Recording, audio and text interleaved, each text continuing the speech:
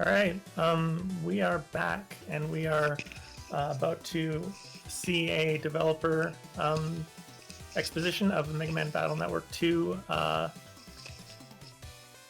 randomizer developed by seeliefae, who is a member of our group. And this is awesome, and I'm really excited to see this, so I hope you all are too. Take it away. Hello, I'm seeliefae, and this is something that I've been toying around with for just a couple weeks now. This is very early alpha. It's just something that I decided, wouldn't it be cool if you could develop a randomizer in under a month? And it turns out you can get surprisingly far with just some dedication, a hex editor, and a good choice of game, I think. I have been a hobbyist hacker for quite a while now, like multiple years. I've been doing this kind of thing. But I don't think you need to have a lot of experience doing game programming or game hacking in order to make a good game like this. You just have to have an eye for what kinds of things it would be easy to find within a game and what kinds of things it would be interesting to change. So I was out with my Navi in the Undernet, and we stumbled upon this little piece of software here. The network customizer seems innocent enough. Let's go ahead and give it for a spin.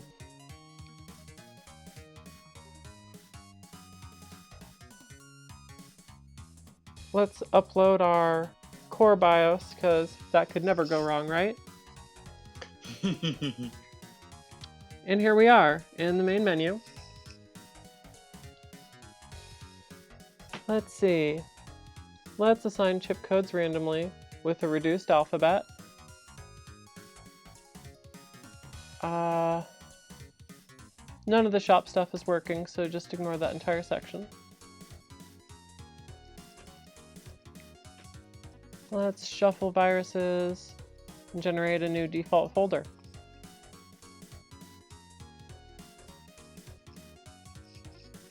And let's see what we got.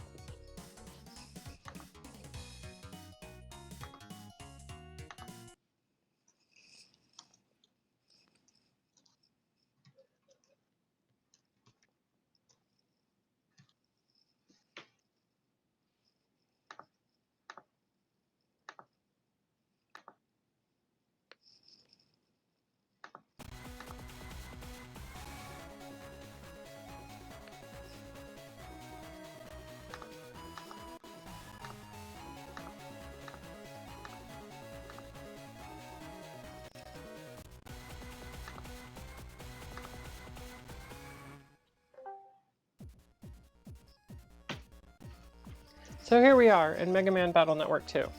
If you're not familiar with the Mega Man Battle Network series, it's not actually that much like the platformer Mega Man games. These are collectible card games. So what you're going to see when I start up this game is it's an RPG. You walk around, you talk to people, you can skip cutscenes. But the meat of the game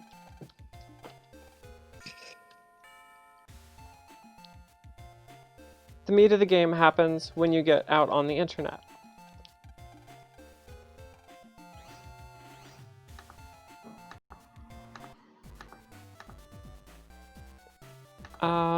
In Mega Man Battle Network 2,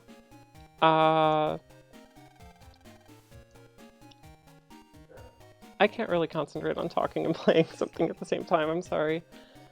But basically, this is a collectible card game. You have a deck called a folder of 30 cards at a time, and you use those to control the battles.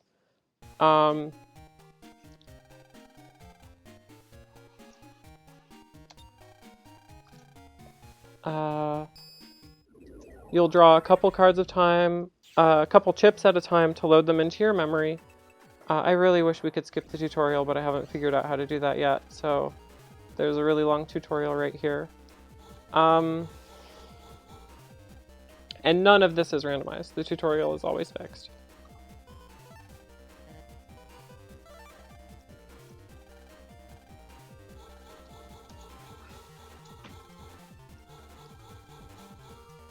So they're teaching you some basics about the game.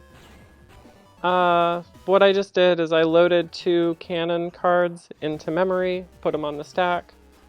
You can only put chips on the stack if they are compatible, which they're pointing out right there. They have to have the same code.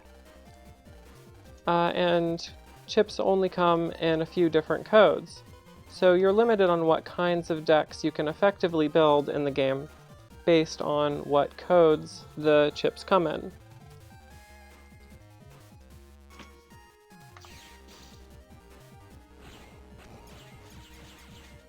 Luckily, things like, oh, there's a bunch of cards in the game, or equipment, or spells, or any kind of data,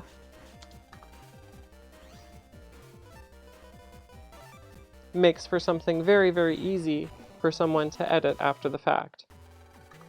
Games are basically made up of 2 different things that work together. You have a system of rules, a system of expectations, all of that stuff, and you have the content, the maps, the characters, the artwork, but also things like spells, equipment, algorithms. All of these enemies here are content. They have 40 HP, that's content. I do 1 damage when I attack, that's content. None of that is rules. Rules are, I can move around on this grid. And rules can be changed, but rules are a lot harder to change. But content is very, very easy to change. So when you're looking at a game like this, you'll see this game has a lot of content, and a lot of that content is modular. I have a hand of cards, I have a whole bunch of different varieties of cards. The game could be very, very different just depending on my card selection, which we'll demonstrate as soon as I get out of this battle.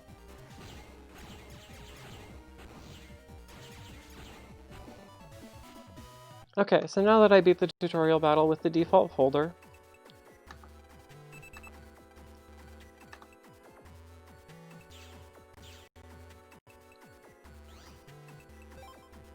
you'll notice that I don't actually have a default folder. I have something very, very different.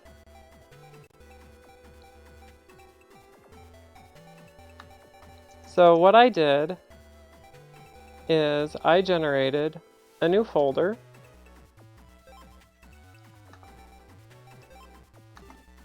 of cards with new codes. Kunai doesn't normally come in B, Wide Sword doesn't normally come in A, Heat Shot doesn't normally come in A. So some of these cards are ones that you can't normally use effectively in the same deck as each other.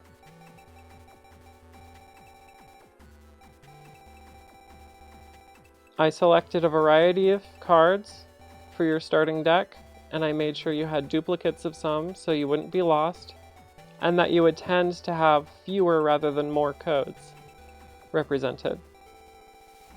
So we've got a pretty good starting deck here, but it can always get better.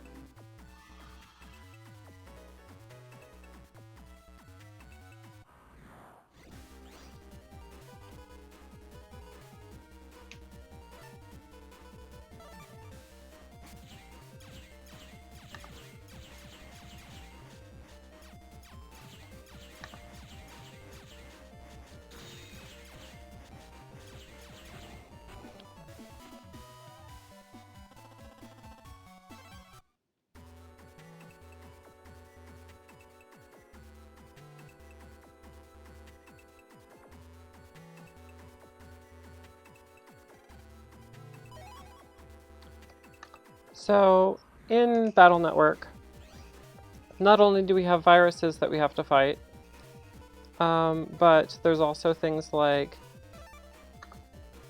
mystery data, are treasure chests from other RPGs,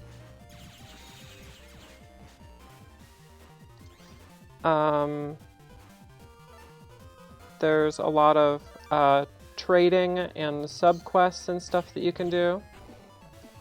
There's a wide variety of bosses that you can fight, including optional bosses. There's just as many optional bosses as required ones in this game. And each of those bosses drops unique cards that only they have access to. So one of the things I did is I changed where all those bosses are and what they drop. Because you can just do that, it's just data. As long as you can open up the game and figure out, oh, this part of the code seems random, I bet that's programming. This part of the game seems very, very regular, that's probably data. And so you figure out what that data does, and then you can change it to whatever you want. And that's basically what ROM hacking is about. You take a system that someone else has already established, and you decide, well, I don't like those rules, I'm going to make my own rules. I'm really bad at this game, by the way. In case you were wondering, you don't have to be good at a game to edit it.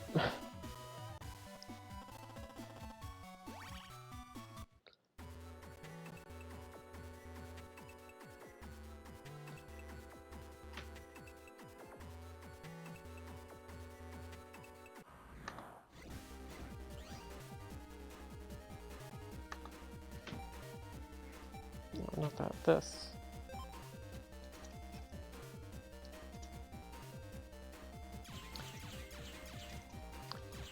So I guess this particular ROM doesn't have it active, but I do have a working enemy shuffle in the game. These are the enemies that you would normally encounter in this area, but I have generated ROMs with different enemies.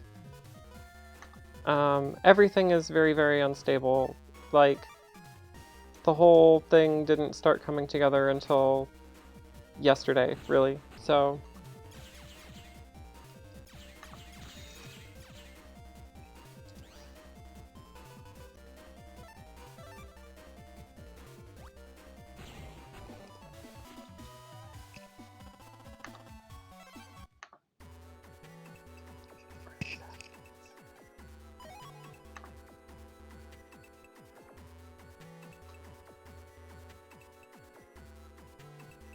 okay, that's not the way to the square. The square is down this way.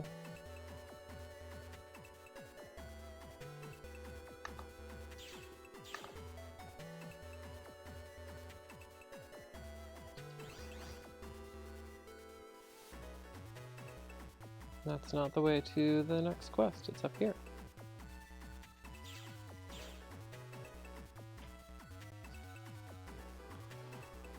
Okay, so the thing I've been doing right now is I've been trying to edit shops. Shops have very regular data. It's very easy to edit by hand, but I haven't been able to do it algorithmically yet just because I haven't had the time. But you see that there are lots of shops in this game. Some of them are sub-chip dealers. These people give you items that you can use outside of battle, such as this sneak run that lets you avoid random encounters. And there are chip dealers who sell you chips you can put in your deck, or power-ups that permanently increase your stats. And it turns out internally that all of these are the same kind of thing. There's no particular thing that says that a sub-chip dealer has to only sell sub-chips or a chip dealer has to only sell chips. They can sell whatever you want them to sell. And they can sell it at whatever price you want to sell it at. And they can sell whatever code you want to sell it at. All these things can be completely independently set in this game. For something as modular as a game that's a card game, I was actually very, very surprised to see just how much of it was put in by hand. You would expect in an RPG that, like, a piece of equipment, a weapon, a piece of armor, whatever, would have a set value, and that all the shops would have it at that same value. But you can find the same card in 2 different shops for different prices. It's all done by hand. But that does make it a lot easier to edit.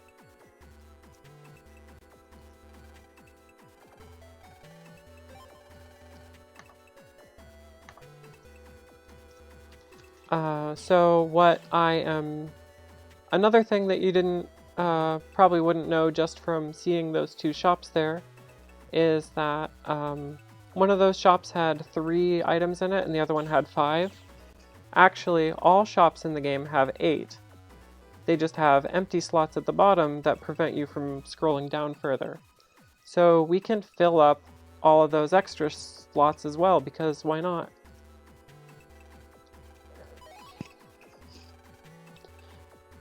This is a game about having cards, and having a big variety of cards available to you is more interesting. So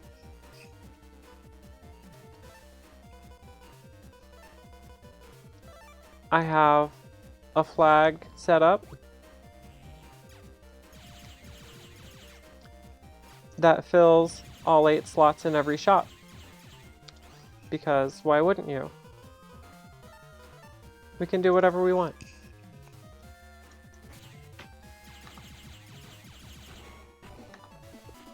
The decisions that the corporation or the programmer or whatever made don't have to apply to us. We can just change the game however we like.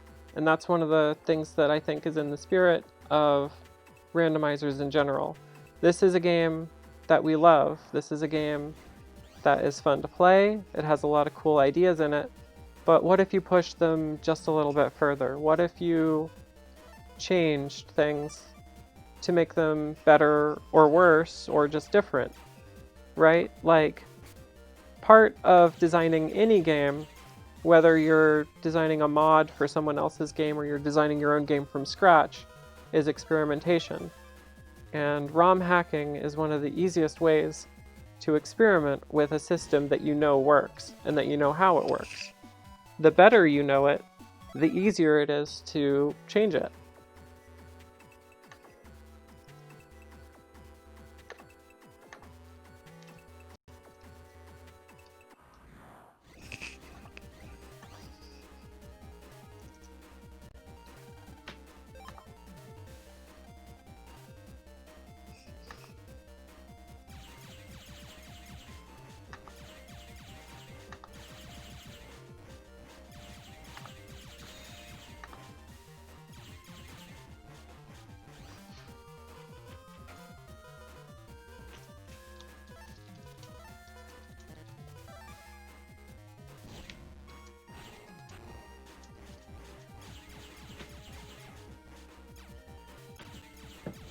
So hi, I'm here. Hi, Leg. How are you today?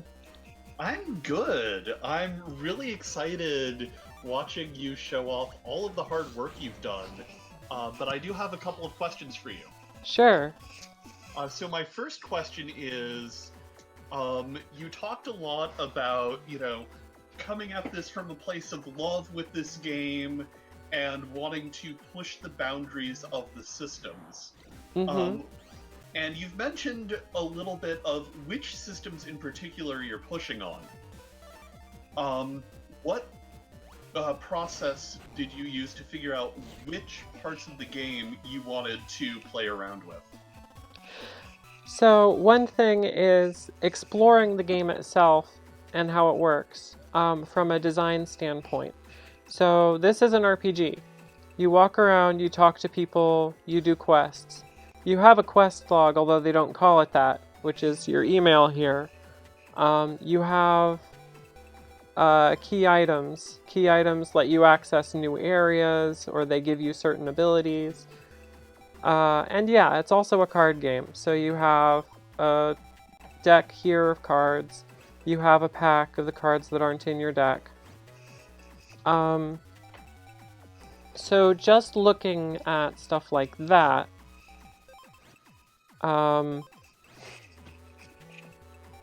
you can already see that there's a lot of things going on in this game that you can touch and that you can mess with. So I'm also a dev on the Final Fantasy randomizer, and one of the things the Final Fantasy randomizer does is it really cares about story progression. Final Fantasy 1 is a very, very linear game. But it turns out that most of the locations, most of the quests, most of the events in the game are gated behind key items. Well, that's the same in this game, isn't it? Like, right now, I'm looking for hero data and hope data. Once I have both hero data and hope data, I can move on to the next area. There's no reason I have to get hero data and hope data right now, as opposed to some other point in the game. So why not change the requirements for that?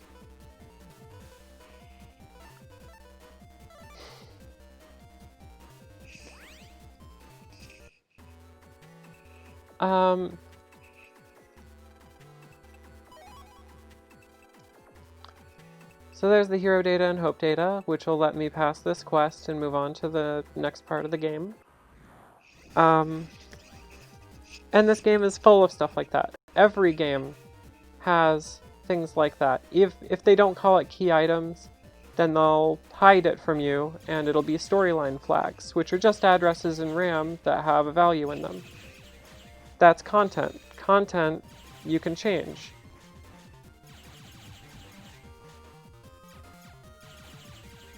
So stuff like accessing events or locations out of order is one of the things that you can think about when you think about how this game works and how to subvert it to make a new experience. For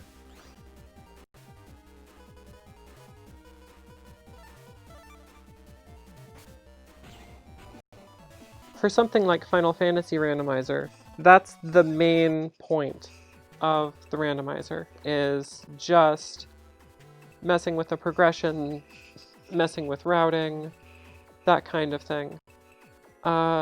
In this game, there's a lot more going on. So maybe messing with the story progression isn't the most important thing to look at compared to messing with, for example, the enemy encounters, or the enemy drops, or your access to certain chips.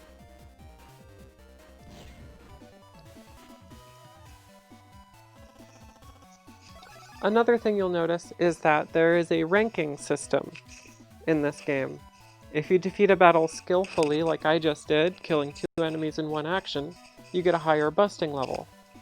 Busting level is directly correlated to what drop you get from an enemy. That's a lot of different levers that you can touch and mess with. That's a lot of content that you can change. In a game like Final Fantasy V, enemies will have 1 drop or maybe 2 drops, a rare drop and a common drop. In this game, enemies have 30 drops. Every single enemy in the game has 30 different drops programmed. You can just reach in and change those. It's a really, really interesting system. I have no idea why they did it like that. But yeah, it's just data. You can change it.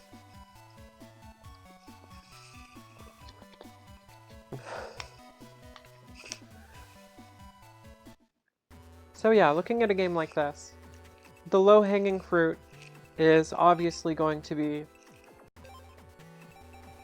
what cards you get, when you get them, and the code system that says what cards you can use together on one turn or in one action.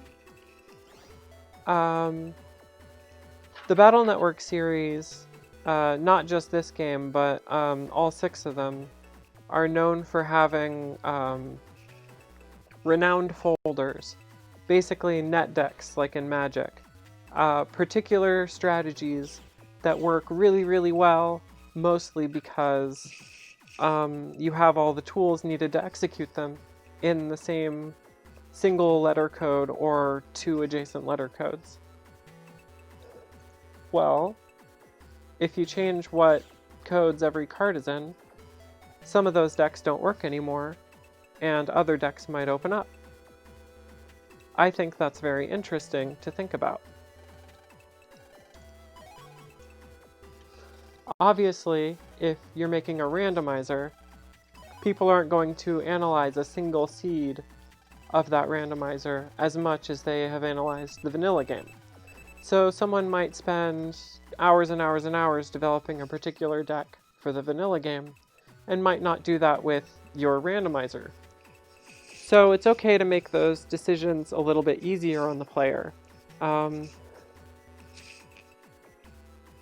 Switching back to this, the website, almost all of these flags I have already put in the randomizer. Some of them aren't working as well as others, some of them break under strange conditions. It's all like, I wrote it in the past couple days to couple weeks. I've only been really researching this for about 4 weeks now. So all of this is brand new and very early alpha. But some of the things I've been thinking about are, we can change what codes cards come in. We can make it more likely that you'll be able to combo with a card. Or we can make it less likely. So something that this game does is every single card comes in 5 different letter codes. It's easier to make it harder on the player to build a good deck if you change that 5 to a 3, right? This game was basically a refinement of the first game in the series, Mega Man Battle Network 1. Came out less than a year afterwards, and didn't have a lot of gameplay evolution from that title, but it polished the heck out of it. The battles are much more fun and much more varied. There's much better balance in the cards. Overall, the whole experience is much better. One of the things they did is they added the Joker. The star code lets you use particular cards in any deck. That's new in this game. The other thing that they did with that when they added it is they made every single chip come in star. Well, that's interesting. Every chip is available in star. So why not have a mode where all chips are star? Wouldn't it be cool to try to play a game like this where every combination of chips is possible and permissible? Alternately, what if you went back to how Battle Network 1 did it and removed all of them? These are all very, very easy to program. They're very easy changes to make to the game, but they have a very profound impact on the gameplay. Is one of them going to be more fun than another? Yeah, probably, but also they're going to be interesting experiences whether they're fun or not.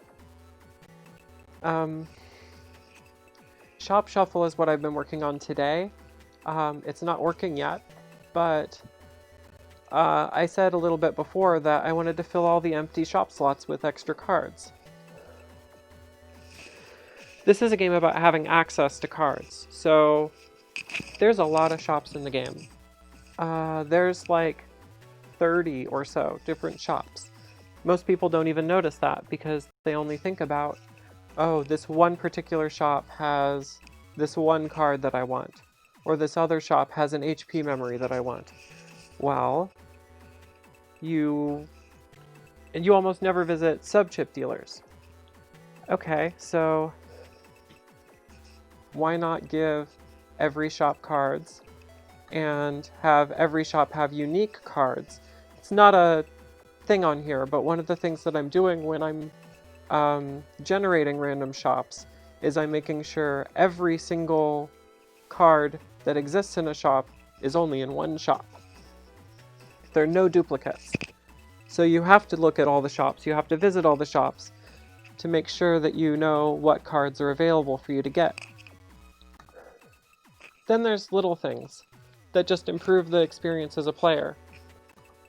HP memories are an upgrade in this game. They increase your maximum HP, and they're available in some shops.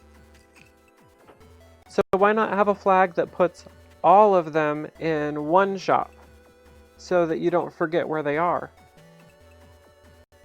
You can just do that. It's just data.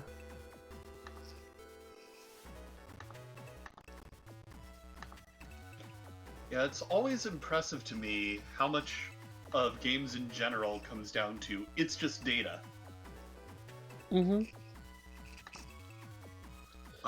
And you just the sheer amount of things you can reach in, tweak, and play around with. Because, you know, it's all just data, it's all just numbers, basically.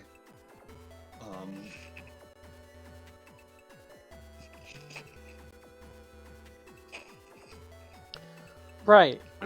So, I don't even know what the next story thing is. I think you're just supposed to go to bed. Yeah, that sounds about right. And we touched briefly on shuffling around those sorts of progression items. Did you want to get into that a little bit more? Sure. So one thing... Because it seems to me that if you just shuffle those around randomly like you do the chip codes, might that run you into trouble if you need to find, like, the hero data and what's the other one? Hero data and hope data. But you can't find them, but that's what you need to do to progress. Right. So that's one thing that you have to be careful about when you're designing this kind of experience. I was actually talking about this earlier today with someone who was like, well, how do you get a randomizer? How do you get a pseudo-random game, a procedurally generated game, to be as interesting as one that's designed by hand?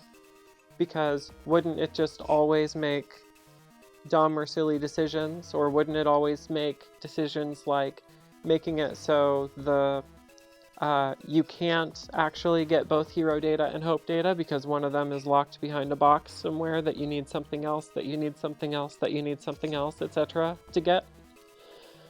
And the answer is... locking the hope data behind the hope data. Right. And so my answer to that is, well, you can design an experience that's different every time. You can design an algorithm that handles that. You can make it so that there's always 100% obtainable all items. For the hero data, hope data example, if you know hero data and hope data gate this area or this event, then you can bake that into the algorithm that places things so that they're never placed in such a way that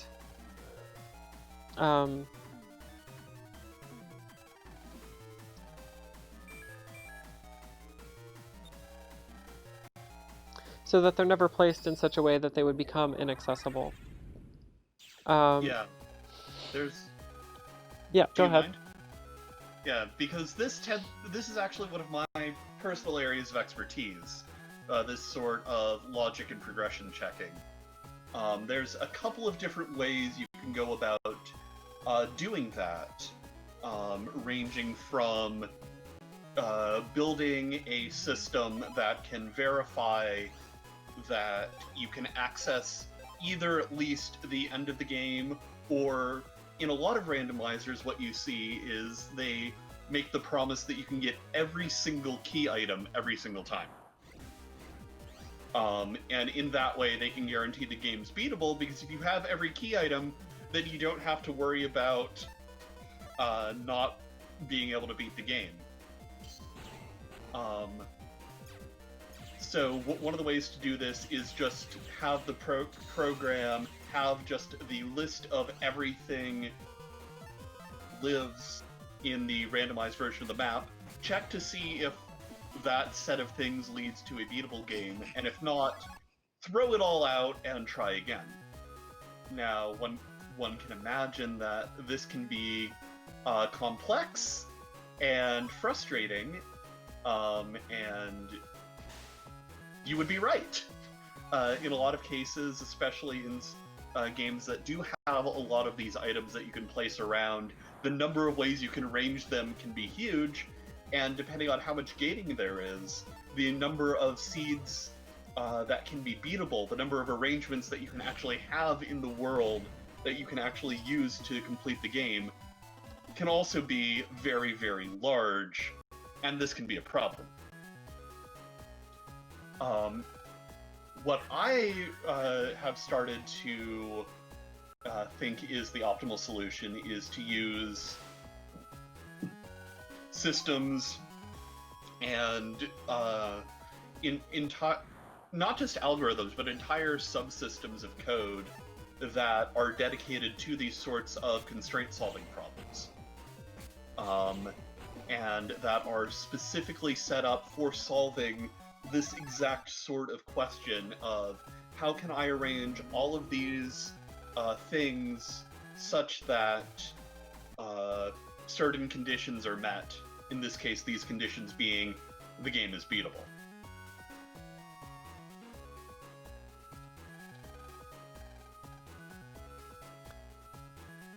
Yeah, you talked about having a map of the game, which you would use to answer some of these questions. Basically, a flow chart of where you can go with having what order the game expects you to do certain things in. Or even just like, okay, if you have item A, that opens up locations A, B, C, and D. The overall order of the locations is less relevant. Mm-hmm.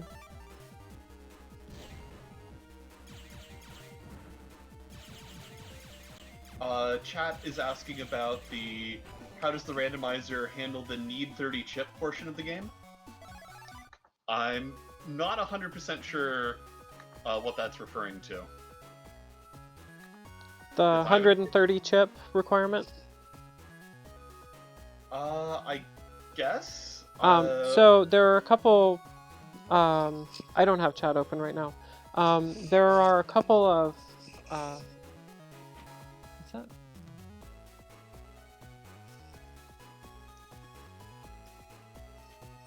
There are a couple of times in the game where you need to have certain chips in certain codes to progress, or you need to have certain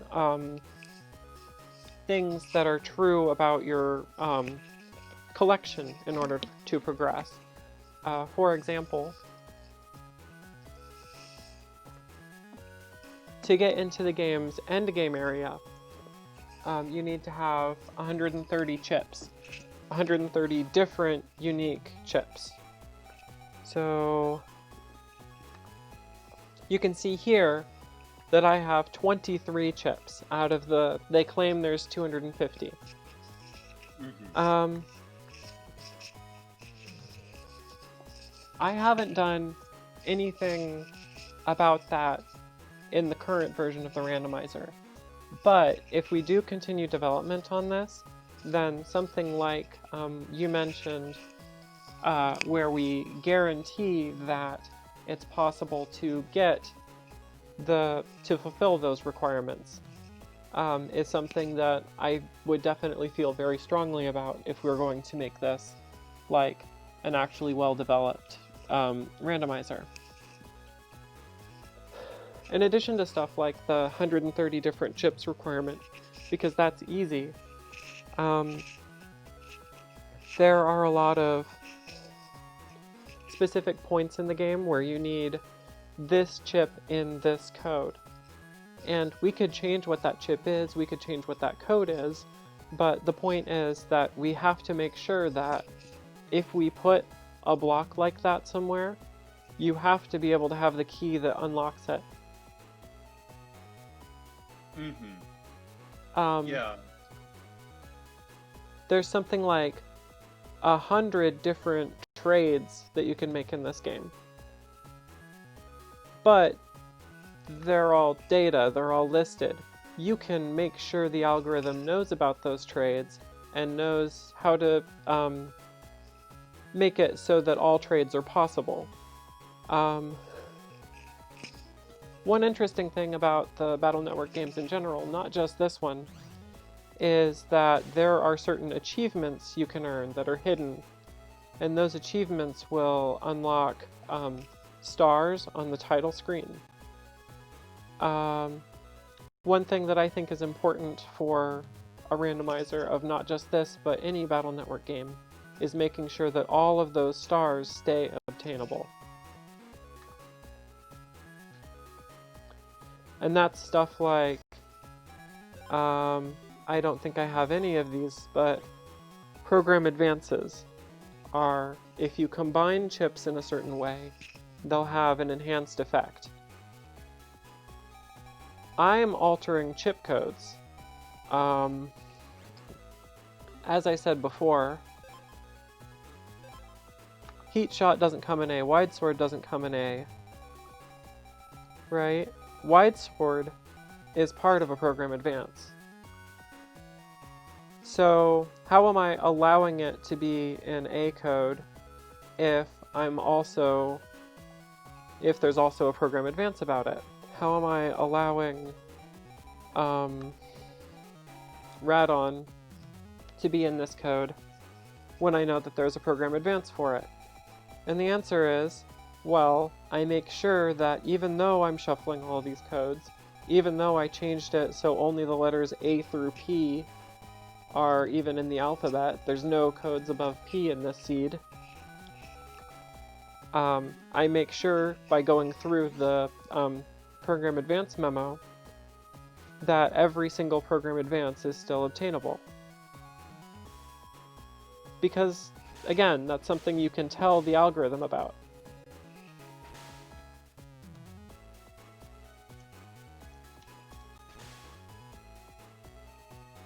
I'm really bad at this game. I hope that's okay. And I'm even worse at doing things and talking at the same time. Well, we are getting towards the end of our allotted time, so I think it's probably best if we start moving towards last thoughts. Sure. So one thing about this game and the randomizer I made for it, let me pull the page back up, is I did all of this just from playing the game and seeing, well, this is something that looks like it would be easy to change and would have a profound effect on the game. What bosses show up where? What cards you have available at any time.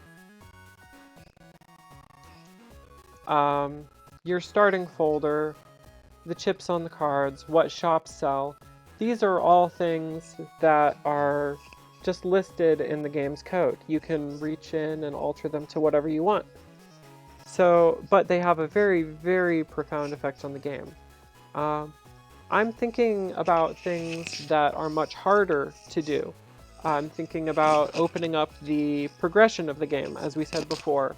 The way the game handles progression is very linear. There's a single value that tells you what chapter you're in and what scene of that chapter you're in. But there's no reason we need to have a single value. We could have a different value for every chapter, and chapters are tied to locations. So suddenly we can progress in 6 different locations simultaneously if we just split that up into 6 different values that the game is looking for. It's things like that that are a little bit out of reach for what we currently understand about the game. But also, even things like this, like changing what rewards you get from battle. This part isn't working yet, but I guarantee I'll have that on the website within the week. Knowing that any virus you defeat could drop any chip, even like a rare chip from very late in the game, that makes it very interesting. You go into small dungeons, small computers off in the middle of nowhere that have unique virus battles just to see what they'll drop. That's an experience you've never had except for the first time you ever played the game. And I think those moments are worth capturing. Those moments are worth caring about.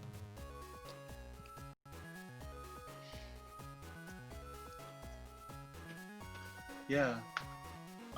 So one final question from chat, and then we're probably going to need to move on. Is there anything they can do to lend their support to this randomizer? Number one is going to be try it out. I'm going to slip you a little link, Leggy, because I don't have the chat open. That's fair. If you want to drop that somewhere. Yeah, I know exactly where I'm going to drop it. It's called Right into Twitch Chat. So, this is all online, and the majority of it is working. Like I said, shops aren't working correctly. Battle rewards, I haven't written the code for yet, I've just written the boilerplate. But Navi Shuffle is in, Enemy Shuffle is in, Chip Code Shuffle is in, random folders are in. Try it out. And it's not just the initial folder that I generated. There's 3 different folders that you can obtain in the game. And all of them, I generated new folders with a different algorithm. So try out the game, play it, tell me what you think. It is not guaranteed to be beatable right now. We have not done any sort of error checking except to ensure that you can always get program advances. So that's something to improve in the future, sure. But try it out. See what of these flags you like and what you don't.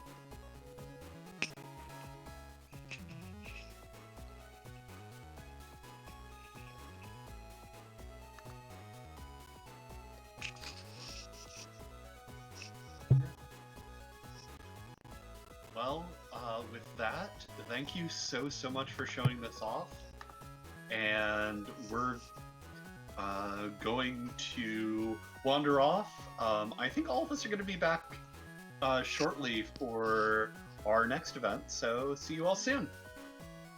Yeah, definitely tune in for Quest for Tori's Secret Little Haven.